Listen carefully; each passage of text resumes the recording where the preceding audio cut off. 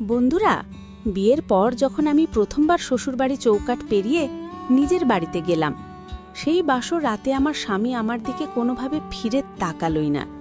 সে অন্যদিকে হয়ে বিছানায় শুয়ে পড়ল। আমি মনে কষ্ট নিয়ে তার পাশে শুয়ে পড়লাম। হঠাৎ মাঝরাতে আমি অনুভব করলাম কেউ একজন আমার শরীরে হাত দিচ্ছে। প্রথমে ভেবেছিলাম হয়তো আমার স্বামী হবে, কিন্তু আমি চোখ খুলে যা দেখলাম তাতে আমার আত্মা একেবারে কেঁপে উঠেছিল। আমার সামনে দাঁড়িয়েছিলেন আমার শ্বশুর, আর তার চোখে ছিল এক ভয়ঙ্কর দৃষ্টি।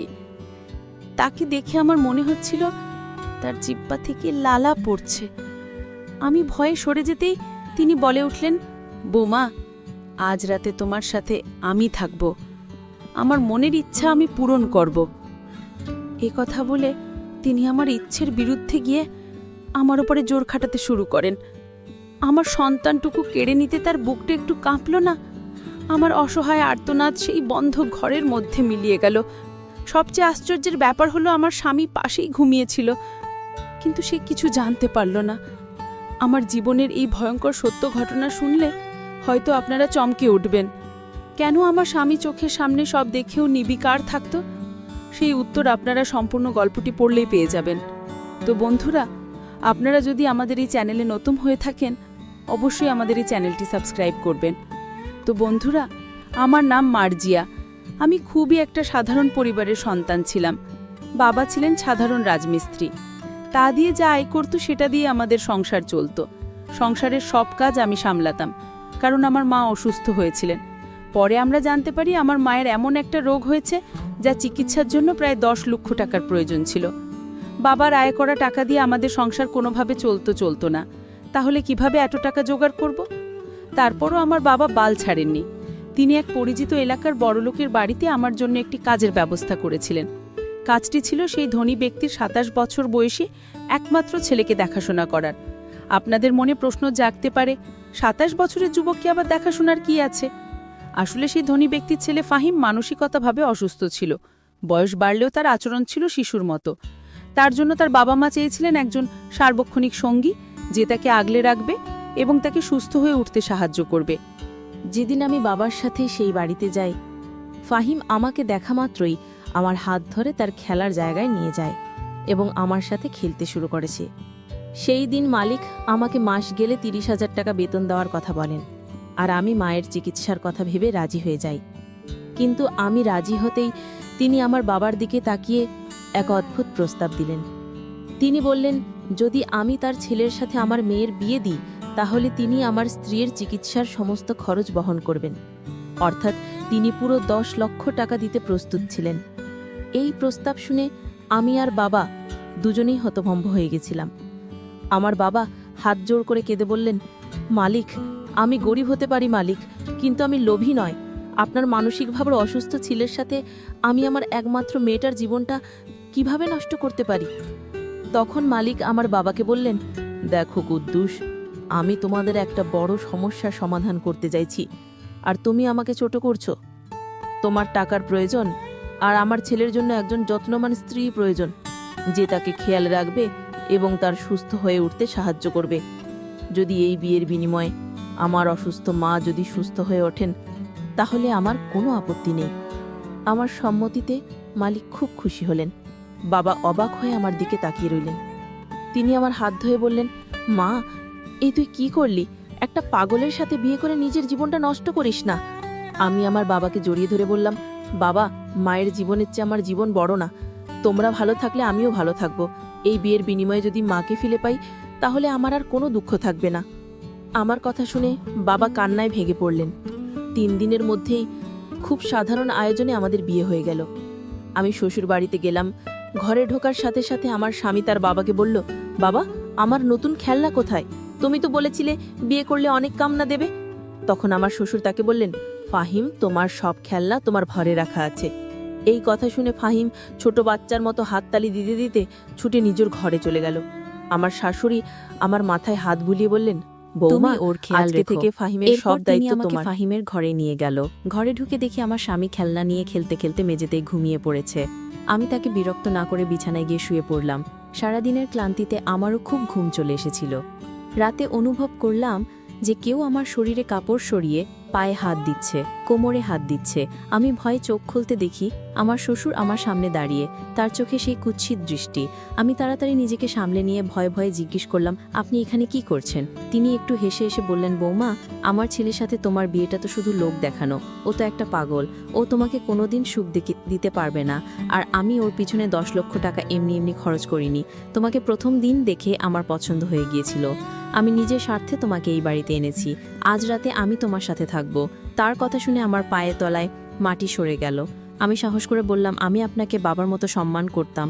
আপনি এত জঘন্য মানসিকতার মানুষ। আমি আপনার ছেলের স্ত্রী, আপনার পুত্রবধূ। আমার সাথে এমন অন্যায় করবেন না। আমার কথা শুনে তিনি ধমকাতে উঠলেন, বললেন, একদম চুপ।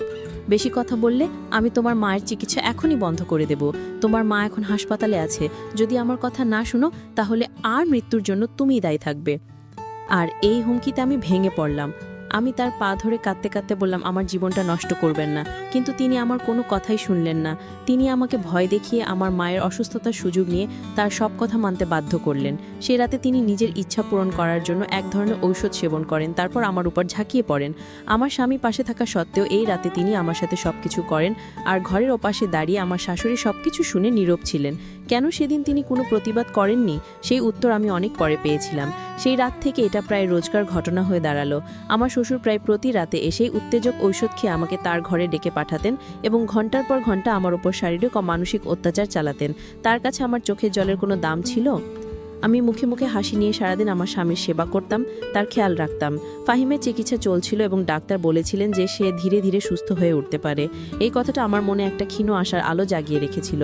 একদিন আমি ফাহিমকে ডাক্তারের কাছ থেকে নিয়ে ফিরলাম, যখন শাশুড়ি খুব আনন্দের সাথে শ্বশুরকে বললেন যে ডাক্তারের মতে ফাহিমের 85% সুস্থ হয়ে ওঠার সম্ভাবনা আছে। শুনে শ্বশুর তার ছেলের সাথে বললেন, তোমার পাগল ছেলে কোনোদিনও ঠিক হবে না, তুমি শুধু শুধু ওর পেছনে টাকা খরচ করছো। শ্বশুর বাড়িতে থাকতে থাকতে আমি ধীরে ধীরে বুঝতে পারছিলাম আমার শ্বশুর তার নিজের স্ত্রী ও সন্তান কাউকে পছন্দ করতেন না। তিনি বাইরে থেকে যতটা ভালো মানুষ দেখাতেন, ভেতর থেকে তার 10 গুণ বেশি ভয়ঙ্কর আর নিজ প্রকৃতি ছিলেন। তিনি মেয়েদেরকে পায়ের জুতা ছাড়া আর কিছুই মনে করতেন না।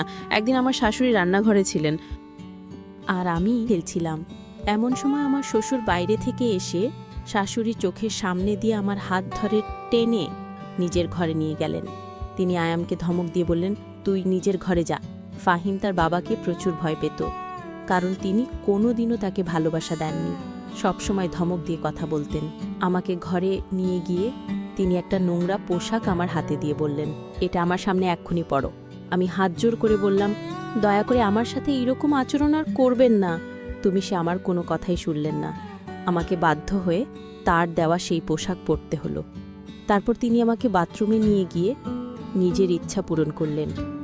যখন আমি কাঁদতে কাঁদতে ঘর থেকে বেরিয়ে আসছিলাম, তখন আমার শাশুড়ি রান্নাঘর থেকে বেরিয়ে এসে আমাকে বলল, নিজের ইচ্ছাতেই তো সব কিছু করছো, তাহলে এখন আবার এই কান্নার নাটক কেন? এসব করে তোমারই তো মজা লাগছে, তাই না? তোমার মা তো এখন সুস্থ, তাহলে এখন কেন এই বাড়িতে পড়ে আছো? চলে যাও না কেন? আমি কেঁদে তার পায়ে ধরে বললাম, আমি ফাহিমকে বিয়ে করেছি। আমি তাকেই নিজের সবটা মনে করি। আমি ওকে ছেড়ে কোথাও যাব না। যতদিন বাঁচব আমার স্বামীর সাথেই থাকব।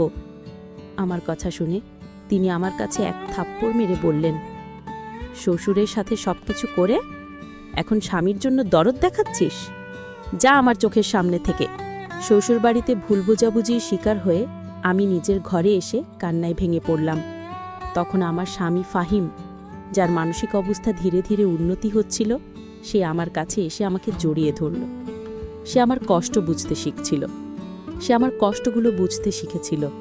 আমি যখন কাঁদতাম, সে আমার চোখের জল মুছে দিত। বিয়ের প্রথম দিকে সে সবকিছুই বুঝত না, একটা শিশুর মতো আচরণ করত, কিন্তু সে এখন আমার কষ্ট বুঝতে পারে। সেদিনও সে আমার চোখের জল মুছে দিয়ে বলল, তুমি তো আমার বউ, তুমি কাঁদছো কেন? কেঁদো না, আমি তোমার সব কষ্ট দূর করে দেব। এই বলে সে যখন আমাকে আদর করছিল, তখন আমারও তাকে ভালোবাসতে ইচ্ছা করল। তখন আমি আবেগের বশে তাকে কিস করতে যাব, ঠিক তখনই আমার শ্বশুর ঘরে ঢুকে ফাহিমকে মারতে শুরু করল। তিনি চিৎকার করে বলছিলেন, তুই অনেক বড় হয়ে গেছিস, তাই না? তুই ছোট আছিস, ছোট হয়ে থাক। বেশি বাড়াবাড়ি করলে আরো মার খাবি।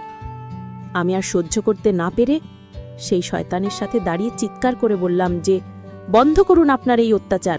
মারতে হলে আমাকে মারুন, ফাহিমের কোনো দোষ নেই। তিনি তখন আমার দিকে তাকিয়ে বলল, যে দোষ করেছে মার তো তাকেই খেতে হবে। এই বলে তিনি আমাকেও মারতে শুরু করলেন। সেই দিন তিনি আমাদের দুজনকেই খুব মেরেছিলেন। পরে শাশুড়ি এসে কোনো একটা অজুহাতে তাকে বাহিরে পাঠিয়ে আমাদের বাঁচান। সেদিনের পর থেকে আমি আর ফাহিম আরও কাছাকাছি চলে আসি। যখন শ্বশুরবাড়িতে থাকে না, তখন আমরা একসঙ্গে সময় কাটাতাম। আমাদের মধ্যে ভালোবাসা, আরও কিছু সম্পর্ক আরও গভীর হয়। এভাবে আমাদের মধ্যে কিছু শারীরিক সম্পর্ক স্থাপিত হয়। এভাবে 2 মাস কেটে যাওয়ার পর একদিন আমি জানতে পারলাম যে আমি গর্ভবতী। আমি খুশি ছিলাম যে এই সন্তান ফাহিমের। কিন্তু আমার শাশুড়ি যখন জানতে পারলেন, তিনি তখন আমাকে বললেন, ছি মার্জিয়া, এবার থেকে তুমি কার নাম দেবে? লোকে যখন জানবে এটা তোমার শ্বশুরের বাচ্চা, তখন সমাজে মুখ দেখাবে কি করে? তখন আমি শাশুড়িকে বললাম, মা, ভুল ভাবছেন, এই সন্তান ফাহিমের। তিনি প্রথমে বিশ্বাস করতে চাননি, কিন্তু আমি পেটে হাত দিয়ে কসম খেয়ে বললাম যে এটা ফাহিমের সন্তান। তখন তিনি আমার কথা বিশ্বাস করলেন। পরদিন রাতে আবার শ্বশুরমশাই আমার হাত ধরে টেনে নিয়ে গেলেন, তার ঘরে নিয়ে যাবার চেষ্টা করলেন। আমি বাধা দিলাম, বললাম আমার হাত ছাড়ুন, আমার শরীর ভালো নেই, আমি গর্ভবতী। তিনি আমাকে বললেন, কি তুমি গর্ভবতী? এই বাচ্চাটি কিছুতেই রাখা যাবে না, লোকে জানলে আমার সম্মান থাকবে না, সবাই ভাববে এটা আমারই সন্তান। আমি ভয়ে তাকে সত্যিটা বলতে পারিনি। তিনি বললেন, কাল সকালে তুমি আমার সাথে ডাক্তারের কাছে যাবে এই বাচ্চাটা নষ্ট করার জন্য। আমি রেগে গিয়ে বললাম, আপনি মানুষ না একটা শয়তান। আমি আপনার অনেক অন্যায় সহ্য করেছি, কিন্তু আমার সন্তানকে আমি কিছুতেই নষ্ট করব না। তিনি তখন সিঁড়ি থেকে নেমে এসে আমার গালে এক থাপ্পড় মেরে বললেন, তোর খুব সাহস হয়েছে তাই না? এই বাচ্চা তোকে নষ্ট করতেই হবে। এই বলে তিনি মদের বোতল হাতে নিয়ে নিজের ঘরে চলে গেলেন। আমার শাশুড়ি আমার কাছে এসে আমাকে জড়িয়ে ধরে বললেন, তোর চিন্তা নেই মার্জিয়া, আমি কিছু একটা ব্যবস্থা করব। তোর সন্তানের কোনো ক্ষতি হয়নি, হতে দেব না। সেই রাতে দুশ্চিন্তায় আমার কোনো ঘুম এলো না। কিন্তু পরের দিন সকালে যা দেখলাম, তাতে আমাদের পায়ের নিচের মাটি সরে গেল। সেই মানুষটি, যিনি ক্ষমতার দম্ভে অন্ধ হয়ে গিয়েছিলেন, তিনি তার নিজের ঘরে নিষ্প্রাং অবস্থায় পড়েছিলেন। পরে জানা গিয়েছিল, অতিরিক্ত মদ্যপান এবং নিজেকে উত্তেজিত রাখার জন্য নানা রকম ওষুধ সেবনের ফলে তার হৃদযন্ত্র বিকল হয়ে গিয়েছিল। প্রকৃতি যেন তার অপকর্মের শান্তি তাকে এভাবেই দিয়েছিল। তার মৃত্যুর জন্য আমার বিন্দুমাত্র দুঃখ হয়নি, কারণ তিনি শুধু আমার সাথে নয়, আমার স্বামী আর শাশুড়ির সাথেও চরম অন্যায় করেছিলেন। আজ আমাদের বিয়ের 5 বছর হয়ে গেছে। আমাদের একটি 4 বছরের ফুটফুটে সন্তান আছে, আর আমার স্বামী ফাহিম এখন সম্পূর্ণ সুস্থ। আমি আমার স্বামী, সন্তান আর শাশুড়িকে নিয়ে খুব সুখে সংসার করছি। কথায় বলে, ভালো কাজের ফল সবসময় ভালোই হয়। তো বন্ধুরা, আজকে গল্পটি এই পর্যন্তই। আবার পরে ভিডিওতে দেখা হবে। বন্ধুরা, ভিডিওটি ভালো লেগে থাকলে অবশ্যই একটি লাইক দিয়ে আমাদের চ্যানেলটি সাবস্ক্রাইব করবেন এবং শেয়ার করে অন্যজনকে দেখার সুযোগ করে দিবেন।